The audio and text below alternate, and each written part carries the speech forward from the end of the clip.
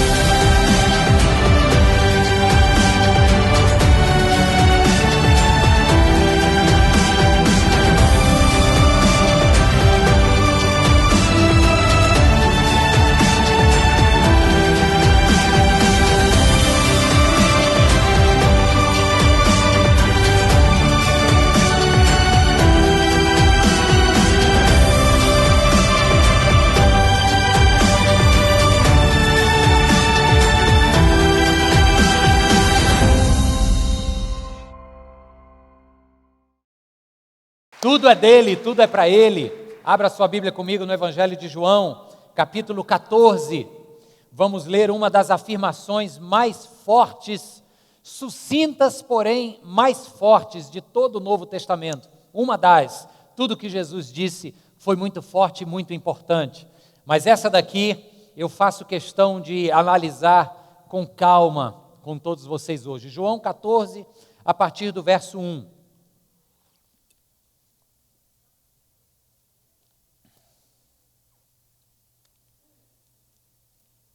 Já que você está sentado há um tempo, vamos ler de pé? Pode ser? Fica de pé aí, acompanha conosco no telão ou então na sua Bíblia. Não se perturbe o coração de vocês, creiam em Deus, creiam também em mim. Na casa de meu pai há muitos aposentos, se não fosse assim eu lhes teria dito, vou preparar-lhes lugar. E se eu for e lhes preparar lugar, voltarei e os levarei para mim, para que vocês estejam onde eu estiver. Vocês conhecem o caminho para onde vou. Disse-lhe Tomé, Senhor, não sabemos para onde vais, como então poderemos saber o caminho? Respondeu Jesus, eu sou o caminho, a verdade e a vida. Ninguém vem ao Pai a não ser por mim. Se vocês realmente me conhecessem, conheceriam também o meu Pai. Já agora vocês o conhecem e o têm visto. Santo Deus, Tu estás aqui neste lugar e a nossa oração é que o Senhor fale conosco, Pai. Que a Tua presença, Espírito Santo, toque nas nossas vidas, convença o nosso coração do pecado, da justiça, do juízo e nos transforme. Em nome de Jesus oramos. Amém. Amém. Pode se sentar. O momento em que Jesus está falando isso para os discípulos é um momento muito específico. Esta palavra que eu disse ser sucinta, porém forte e profunda, ela não é uma palavra num momento cotidiano do ministério de Jesus, como foi, por exemplo, os capítulos 5, 6 e 7 de Mateus, que nós passamos os últimos 3 meses pregando o Sermão do Monte. O momento em que esta palavra está sendo entregue por Jesus aos seus discípulos é um momento tenso. É um momento onde emocionalmente todo mundo estava com o coração batendo aqui, sem saber o que seria o dia seguinte. Se você tiver o cuidado de voltar apenas alguns capítulos, você vai ver que no capítulo 11, do mesmo Evangelho de João, nós lemos o 14, no 11, tem o relato da ressurreição de Lázaro. Depois que Jesus contraria a lei da natureza, e após 4 dias de túmulo, ele traz o morto para fora, os líderes religiosos arrepiam geral. O que antes era uma inveja, um desdém de Jesus, os líderes religiosos ficavam num canto, odiando Jesus por dentro, porque as multidões gostavam de Jesus. O final do Sermão do Monte, você lembra? Eles dizem assim: este homem ensina como quem tem autoridade, e não como os escribas e fariseus, os líderes da lei. Aí você se coloca no lugar dos escribas e fariseus. Era inveja nível máximo. Só que agora, quando Jesus mostra o poder divino que ele tem para trazer um morto de volta à vida, os líderes religiosos não têm mais apenas inveja. Agora eles têm vontade de matar. E diz aqui no final do capítulo 11, a partir do verso 45, que começa-se a criar uma conspiração para matar Jesus. Então os discípulos percebem, e tem algo muito nervoso no ar.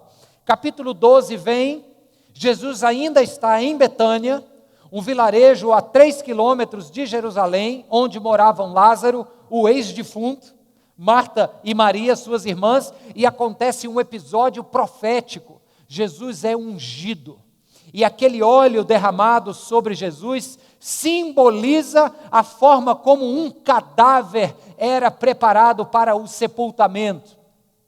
E enquanto todos estão olhando para aquele derramar de óleo sobre Jesus com um ponto de interrogação, Jesus deixa claro que aquilo era apenas um prenúncio do que estava para vir, a sua execução na cruz romana. Capítulo 12 continua, a partir do verso 12, Jesus entra de maneira triunfal em Jerusalém, no lombo de um jumentinho, e o que é que as multidões dizem? As multidões dizem: Hosana, bendito que vem em nome do Senhor, e aclamam Jesus Cristo. Esta mesma multidão vai agora, depois de pouco tempo, não mais exclamar Hosana, mas vai exclamar crucifica-o. Então a tensão vai aumentando. No verso 20 do capítulo 12, é o próprio Jesus agora quem verbaliza, quem anuncia e prediz a sua própria morte. Aí coloque-se você no lugar de um dos discípulos que está caminhando com Jesus, o clima tenso, ares de morte e de execução no ar. Jerusalém era o último lugar que eles queriam ir, porque os judeus estavam com dentes de fora, esperando para pôr a mão em Jesus, e Jesus entra triunfante em Jerusalém, e agora começa a, como diria, mandar uma real, começa a anunciar que de fato ele vai morrer. Aí eles se sentam, se reclinam à mesa, melhor dizendo, com o mestre, no capítulo 13, e vão para a última ceia, chamada a ceia do Senhor. Naquele cenáculo, Jesus lava os pés e lhes traz uma lição de serviço e começa a dizer assim: olha, é como eu lhes fiz, que eu quero que vocês façam um ao outro. É como aquele paciente moribundo que está prestes a morrer num leito de hospital e chama os filhos e começa a dar orientações. Meu filho, você cuida da sua mãe. Meu filho, você vai ficar com a empresa. Meu filho, você vai e faz como eu fiz. Jesus está neste tom de últimos momentos. Aí, para estragar o clima e para coroar de pesar emocional, entre aspas, claro, porque Jesus sabia o que estava diante dele, ele chega para os discípulos e diz: um de vocês será o responsável pelo meu martírio. Eu vou morrer porque um de vocês já me traiu em seus corações. Um olha para o lado, para o outro: quem é? Quem sou eu? Mestre, porventura sou eu o traidor? Então perceba, queridos, que o clima, quando começa o capítulo 14, é o mais tenso possível. Aí Jesus inicia o capítulo 14, conhecedor do coração dos homens que estavam com ele, e diz assim: não se perturbe o coração de vocês. Jesus conhece o coração, não conhece? Ele conhece o nosso coração. Você que está aqui hoje, que deixou uma lista de problemas enorme em casa, uma lista de problemas que você não vai ter jeito, vai ter que pegar neles amanhã, porque amanhã é segunda-feira, é dia da lida. Jesus conhece o seu coração que está aqui hoje. E por mais ansioso, perturbado com uma situação conjugal difícil, talvez, uma situação profissional difícil, uma expectativa de algo que precisa acontecer, mas você está muito incerto, Jesus olha para mim e para você e diz: não se perturbe o seu coração. Ele conhece o nosso coração. Amém, irmãos?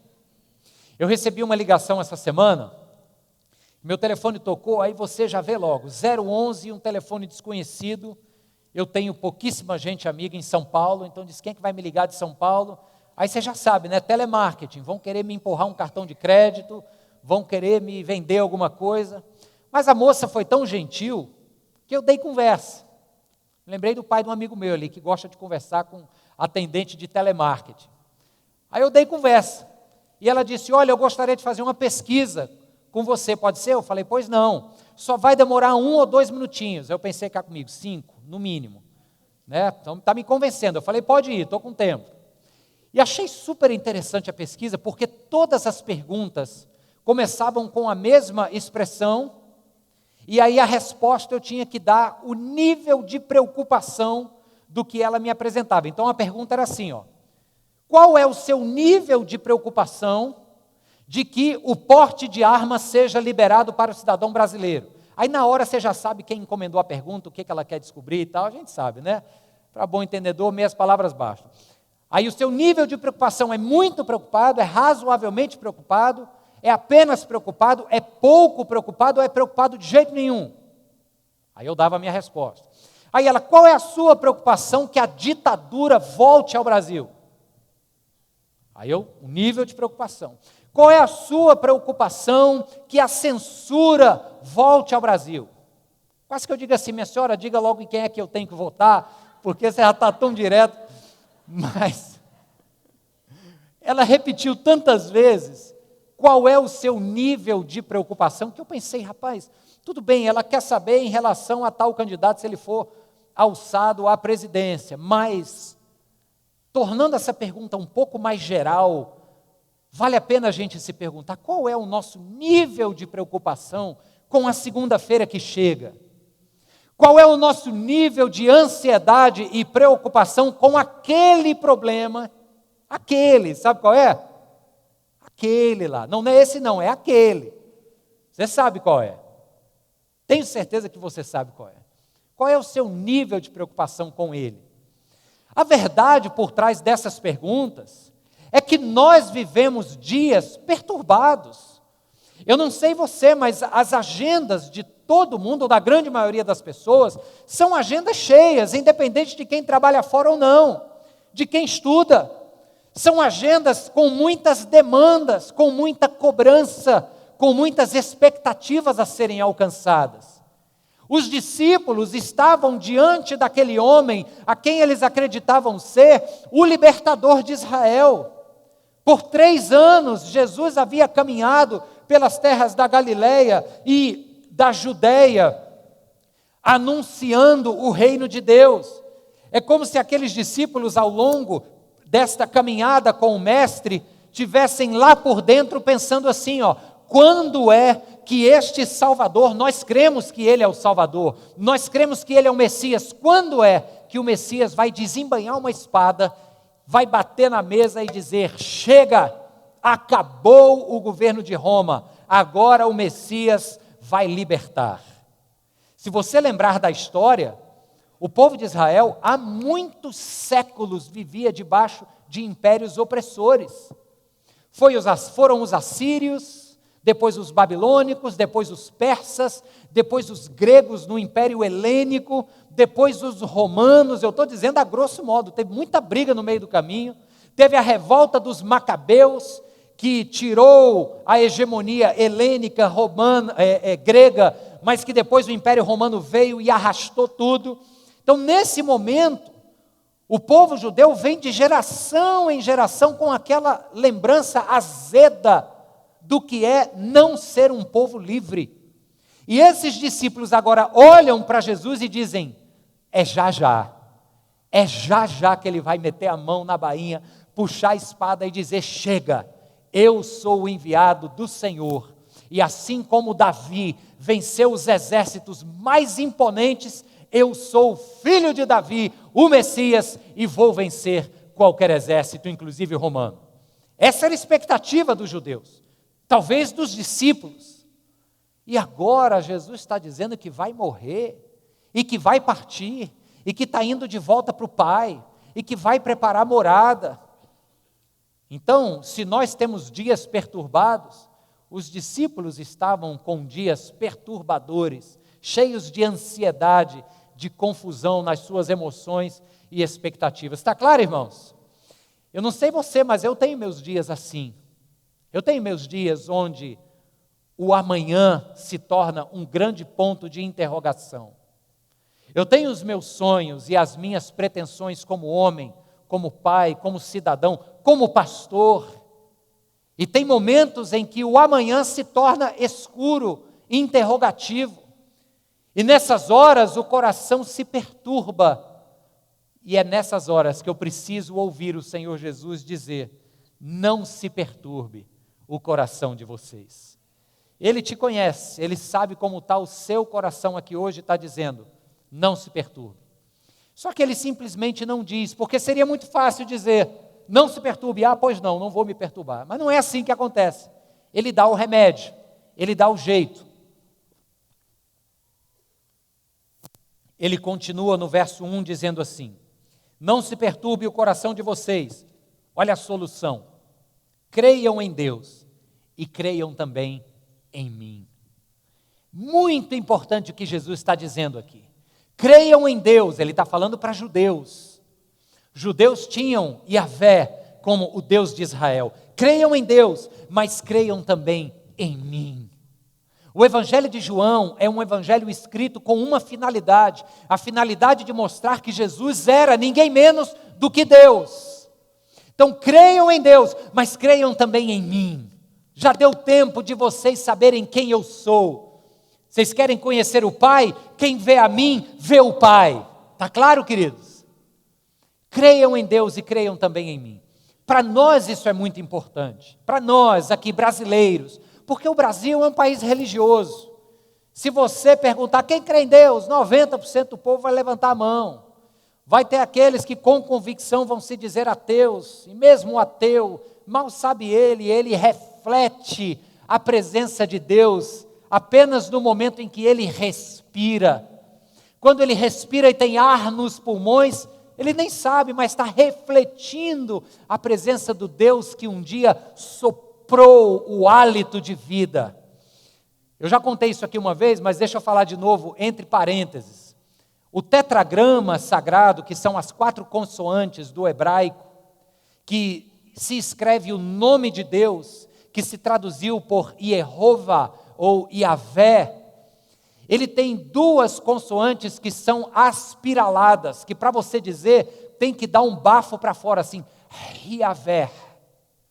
Não sou craque na pronúncia não, mas é por aí. E uma linha de rabinos diz, olha que interessante, que a intenção de Deus em se anunciar para Moisés como o eu sou que sou, que é a tradução deste Yahvé, trazendo essas 2 consoantes aspiraladas, era para que todas as vezes que o homem pronunciasse o nome de Deus, ele expirasse o ar de seus pulmões, e expirando o ar dos pulmões, ele se lembraria que ele só tinha ar nos pulmões, porque Deus existe, porque Deus é Deus. Lindo isso, né? Só que no Brasil, se você disser quem crê em Deus, a maioria vai levantar a mão. O Brasil é um país cristão. Quem crê no Deus do cristianismo, aí cai de 90 para 80, mas levanta a mão a grande maioria. Aí Jesus está dizendo, quer sair desta perturbação de coração? Creia em Deus, mas creia também em mim. Eu diria que este crer em Deus aqui é o aspecto da religiosidade. É aquela coisa que a gente diz assim, Deus te abençoe, vai com Deus. E aí deu certo aquele negócio, se Deus quiser vai dar amanhã. Você nem sabe o que está dizendo, está falando o nome de Deus em vão, é ou não é, queridos?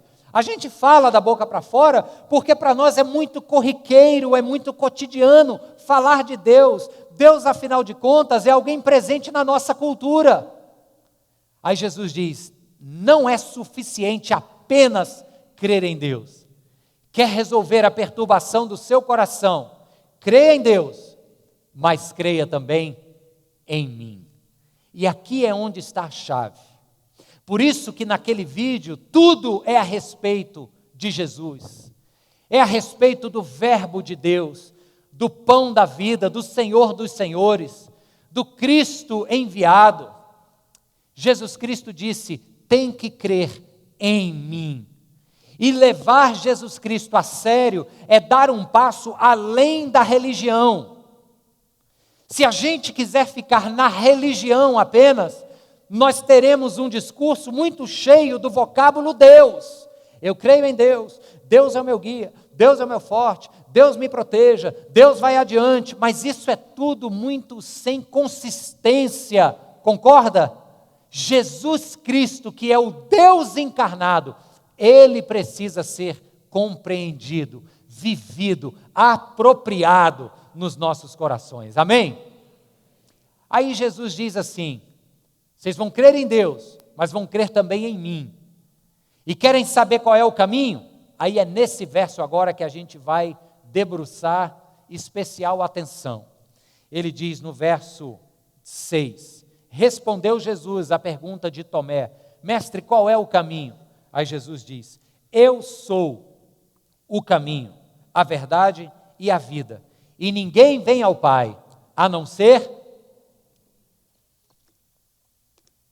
Três coisas que Jesus diz aqui. Primeiro, eu sou o caminho, artigo definido singular. Se ele dissesse um caminho, trouxesse um artigo indefinido, aí nós estávamos em sérios apuros, porque nós estaríamos reverberando o que a nossa cultura diz, uma cultura que acredita em Deus, mas acha que todos os caminhos levam a Deus. Não é verdade. Não são todos os caminhos que levam a Deus. Preste muita atenção nisso. A bem da verdade, existem caminhos que você diz que te levam a Deus, mas que na verdade mais te afastam de Deus. Por exemplo, o caminho que era a compreensão dos pagãos da época de Jesus. Vou te dizer qual era o caminho dos pagãos e que muitos de nós repetimos este caminho, que a gente acha que leva a Deus. Os pagãos, diga-se de passagem, eram a grande maioria do Império Romano na Palestina do século I. Os pagãos construíam uma relação de troca com a divindade. Você quer algum favor da divindade, faça algo por ela. Ofereça algo, traga uma oferenda, faça algum sacrifício. E a divindade então estará numa condição de débito para contigo e haverá de lhe abençoar e de lhe favorecer. Isso é a essência das religiões pagãs. Tem um livro interessante de um autor chamado Frank Viola, que chama-se Cristianismo Pagão. É forte, mas ele mostra com muita contundência como a igreja cristã ao redor do mundo se acostumou a essa ideia pagã de querer ganhar as coisas de Deus na base da troca. Essa é, diga-se de passagem, a essência da teologia da prosperidade. Dá muito aqui que você vai ser muito abençoado ali. Isso é herança do paganismo. Então, quando eu digo que nem todos os caminhos levam a Deus, é porque muita gente acha que quanto mais eu fizer, quanto mais sacrifício tiver, quanto mais eu trouxer, mais eu estarei pegando o caminho que me leva a Deus. Mais você estará pegando o caminho que te afasta de Deus. Porque Deus vai olhar para você e vai dizer: cara, tu não entendeu nada do que aconteceu na cruz. Você não compreendeu nada da graça ainda. Graça é de graça, é free. Percebe? Não é nada que a gente faz, mas é o que Jesus Cristo já fez. Cuidado com esta expressão, que todos os caminhos levam a Deus. Não é verdade. Aqui foi usado um artigo singular definido. Eu sou o caminho. Tem quase que implícito ali o único caminho. Ninguém vem ao Pai a não ser por esta única via, que sou eu, Jesus Cristo. Paulo vai dizer isso na sua carta a Timóteo, quando ele diz que existe um intermediário entre Deus e os homens, a saber, Jesus Cristo, homem. Não há outro. Existem grandes nomes da história da igreja que devem ser respeitados. São os chamados santos pela Igreja Católica Romana. São grandes nomes, mas não são caminhos que nos levam a Deus. Até porque santo por santo todos nós somos. O Novo Testamento ensina que a palavra santo vem do grego hagios, que é separado. Todos nós, no momento da nossa conversão a Cristo, fomos separados para Ele. Aí o apóstolo Paulo, quando se dirige às igrejas da Ásia Menor, ele diz assim: saúdem aos santos que se reúnem na sua casa. Então, apesar de existirem muitos nomes que devem ser lembrados e honrados, como, por exemplo, São Francisco de Assis, um grande exemplo de altruísmo, mas não é caminho para Deus. É alguém que me inspira, mas só quem abriu o acesso. Quem é? Jesus Cristo. Eu sou o caminho, disse Jesus. Depois ele continua dizendo: eu sou a verdade. E isso, amados, para nós é tão importante, porque nos nossos dias a confusão está enorme. Vocês já devem ter me ouvido falar aqui, ou já devem ter lido em algum lugar, sobre a característica maior do período histórico chamado pós-modernidade, onde tudo é relativo. A verdade para mim pode ser diferente da verdade para você. Isto é uma característica do chamado relativismo. Só que hoje em dia, na verdade, a partir do ano 2006, se inseriu um novo conceito, não mais o conceito da verdade relativa, mas o conceito da pós-verdade. Em 2006, a Universidade de Oxford, o departamento responsável por compilar o famoso dicionário de Oxford, elegeu o verbete pós-verdade como o verbete do ano. O que é a pós-verdade? A pós-verdade é o seguinte: é que para se definir uma opinião pública, a concretude dos fatos, a evidência dos fatos, o que foi comprovado, vale menos do que as emoções e os credos pessoais. Olha só, a opinião pública se forma, a verdade coletiva, nessa era de pós-verdade, é meio complexo, mas tenta entender. Nessa era de pós-verdade, o que vai se tornar verdade na sociedade é muito momentâneo, contextual, não depende da verdade dos fatos, depende da vontade de cada um. Depende do meu credo pessoal. Então é algo que eu decido que vai ser verdade agora, para eleger alguém, para fazer valer uma determinada ideologia. Amanhã, eu mesmo já vou dizer que aquilo era besteira, foi só um momento. A verdade deixou de ter chão, alicerce, firmeza.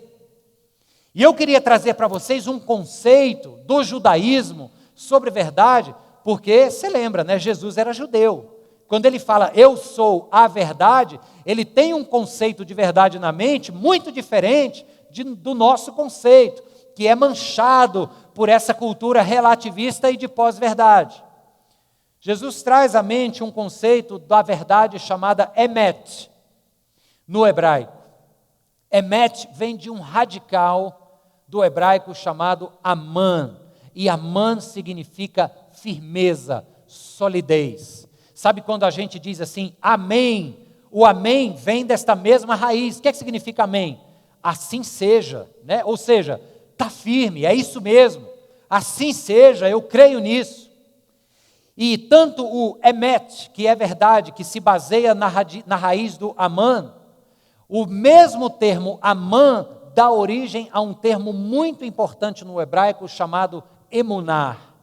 Emunar, superficialmente, significa fé, mas na verdade significa uma fé baseada em uma verdade que é alicerce. Olha só, no texto de Êxodo, capítulo 22, capítulo 17, verso 12. Moisés está no alto de uma colina, vendo Josué e o exército de Israel lutando contra os amalequitas. Você vai lembrar dessa passagem. Moisés ficava com as mãos para cima, aí o povo vencia. Aí cansava o deltoide de Moisés, dava aquela fadiga muscular, baixava. No que baixava, ele ia lá e dizia, vou abençoar de novo. Aí ele ia lá e dizia, vou abençoar de novo. Ganhava. E os outros auxiliares perceberam, de Moisés, na verdade, na bênção de Deus, através de Moisés, eles colocam pedras para sustentar os braços de Moisés. E sempre, o texto lá diz, Êxodo 17, verso 12, sempre que os braços de Moisés se mantinham firmes, o povo vencia. Quando os braços de Moisés estavam emunar, percebe? O povo vencia. É esse conceito, emunar tem a ver com a palavra que é verdadeira. E verdade para Jesus é algo sólido. É um chão seguro, é um alicerce rochoso. Você entende agora por que é que ele termina o Sermão do Monte dizendo que quem ouve as minhas palavras e as pratica é semelhante a um homem que constrói a casa em cima do solo rochoso? Lembra disso? Porque o solo rochoso é este símbolo para algo que é verdadeiro e digno de confiança, é firme, é emuná. Jesus disse, eu sou a emuná de Deus. Eu sou essa verdade, em cima da qual vocês podem se firmar, porque eu não vou lhes decepcionar. Vocês estarão num mundo de inúmeras verdades, um mundo onde em algum momento, hoje, essa verdade vai ser até questionada, mas lembrem-se, sempre existiu e sempre existirá uma verdade sólida, que não é um conceito, não é uma ideia que hoje está na moda e amanhã passa, mas é uma rocha firme, é uma pessoa. Estejam em mim e vocês estarão na verdade. Aleluia! Aí ele termina, eu sou o caminho, eu sou a verdade e eu sou a vida. Onde é que eu estou aqui, irmãos? Lembre-se, coração perturbado, Jesus dá o remédio, creiam em Deus, mas creiam também em mim. Levá-lo a sério é entendê-lo como o caminho, a verdade e a vida. Agora, que vida? Porque no idioma grego existem duas palavras conhecidas que são traduzidas por vida. Uma delas é a palavra bios, de onde vem biologia, certo? Biológico. A outra palavra é a palavra zoe. E hoje de manhã dei um abraço na minha irmã Zoé. Eu disse, ô nome forte esse. Zoe não é apenas a vida biológica.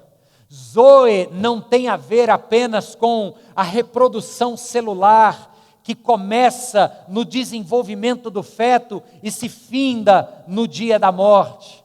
Zoe tem a ver com a vida de Deus em nós. É aquilo que passa a existir no coração da pessoa que um dia olha para os céus e diz, não é possível que a vida seja apenas isso. Não é possível que o meu existir se resuma a uma sucessão de dias. Acordo, vou trabalhar, boto o dinheiro em cima da mesa, aí vem a comida, eu como para ficar forte, para no outro dia trabalhar e ganhar mais dinheiro. Essa é a bios, esse é o regime natural. Zoe é muito mais do que isso. Aqui no capítulo 14, Jesus diz, eu sou a vida, eu sou o Zoe de Deus sobre vocês. Mas no capítulo 10, do mesmo evangelho de João, Jesus vai dizer algo que vocês sabem de cor. Eu vou começar e vocês me ajudam.